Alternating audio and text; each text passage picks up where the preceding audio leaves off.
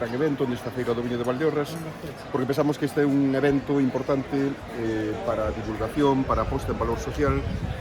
xa non só de algo que é cultural, senón un sector productivo moi importante para nós e para este país e para esta comarca de Valdeorras.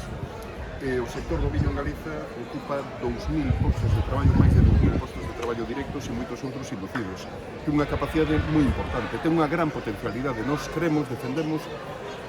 apostamos porque todo isto se poida consolidar, que se poida xerar máis beneficio, máis postos de traballo. O noso compromiso político claro de cara ás eleccións ao Parlamento Europeo consiste en que a reforma da política agraria común teña en conta as características singulares de Galiza e de comarcas como Valdeorras para promover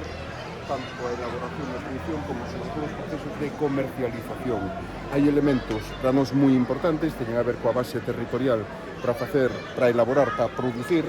ten a ver coa necesidade de alarmas fitosanitarias en relación coa vitivinícola, en materia de persoal